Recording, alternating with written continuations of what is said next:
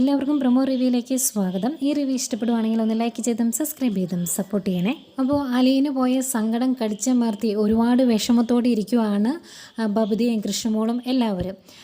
ഈ സമയം കമലയ്ക്ക് പറ്റുന്ന രീതിയിൽ വൈജയന്തി ഒന്നുകൂടി ഒന്ന് ചൂടുപിടിപ്പിച്ച് വിടുന്നുണ്ട്.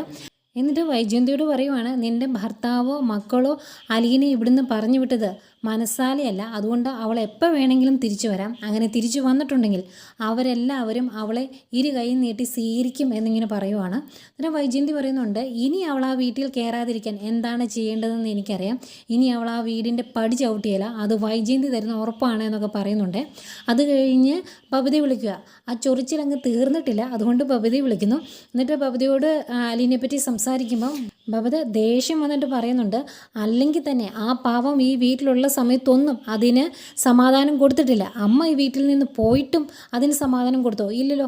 പിന്നെ എന്തിനാ ഇങ്ങനെ സംസാരിക്കുന്നത്? ഇതൊക്കെ കേൾക്കുമ്പോഴാണ് എനിക്ക് ദേഷ്യം വരുന്നത് എന്ന് പറഞ്ഞ് നല്ല രണ്ടെണ്ണം വൈജയന്തി പറയും. എന്നിട്ട് ആ ഫോൺ അങ്ങ് വലിച്ചെറിയുവാണേ. അന്നേരം വൈജയന്തിക്ക് മൊത്തം അങ്ങ് പറഞ്ഞു തീർക്കാൻ പറ്റിയിട്ടില്ല. പിന്നെ മക്കളെല്ലാം തിരിഞ്ഞു തുടങ്ങി എന്ന് മനസ്സിലാക്കുന്ന വൈജയന്തിക്ക് ആകെ ടെൻഷൻ ആവുന്നുണ്ട്. വൈജയന്തിക്ക് അറിയാം, വൈജയന്തിയെ വിളിച്ച് വിശേഷങ്ങളൊന്നും ചോദിക്കാറില്ല മക്കൾ. പിന്നെ എന്തെങ്കിലും ഒന്ന് വൈജയന്തിയുടെ സൈഡിൽ നിന്നുകൊണ്ടിരുന്ന ബബിതയാണ്. ആ ബബിതയും തിരിഞ്ഞു എന്ന് മനസ്സിലായി. ബാലേന്ദ്രൻ ഓൾറെഡി നേരത്തെ അലീനയുടെ സൈഡായിരുന്നു. അതുകൊണ്ട് തിരിച്ചു വന്നു കഴിയുമ്പോഴും അത്ര സുഖകരമായിരിക്കില്ല എന്ന് വൈജയന്തിക്ക് മനസ്സിലാവുന്നുണ്ട്. പിന്നെ ബാലേന്ദ്രനെ കാണിക്കുന്നുണ്ട്, ബാലേന്ദ്രനെ അലീനയും. ബാലേന്ദ്രൻ എങ്ങോട്ടാണ് കൊണ്ടുപോകുന്നത്, ആരുടെ അടുത്തേക്കാണ് കൊണ്ടുപോകുന്നത് എന്ന് അലീനയോട് പറഞ്ഞിട്ടില്ലായിരുന്നു.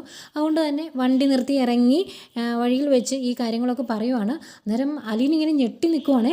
സ്റ്റാൻലി എന്തു പറഞ്ഞു എന്നിങ്ങനെ ചോദിക്കുവാണ് ബാലേന്ദ്രനോട്. അന്നേരം ബാലേന്ദ്രൻ എന്നോട് പറഞ്ഞു എന്ന് പറഞ്ഞിട്ട് ബാക്കി എല്ലാ കാര്യങ്ങളും പറയുവാണ്. സ്വന്തം മോളെ ഏറ്റെടുക്കാൻ ഞാൻ തയ്യാറാണ് എന്ന് സ്റ്റാൻലി പറഞ്ഞു എന്നുള്ള കാര്യം അലീനെ അറിയിക്കുന്നു. അതുപോലെ സ്റ്റാൻലി സ്വന്തം അച്ഛനാണെന്നും ആ അച്ഛൻ്റെ അടുത്തേക്കാണ് കൊണ്ടുവിടാൻ പോകുന്നത് എന്നൊക്കെ പറയുന്നു. ആകെ ടെൻഷനിൽ ഇങ്ങനെ കണ്ണ് തള്ളി നിൽക്കുവാണ് അലീന. അലീന തൊട്ടും പ്രതീക്ഷിച്ചതല്ലോ. ഏതായാലും നാളെയും ഒരു കിടിലൻ എപ്പിസോഡായിരിക്കും.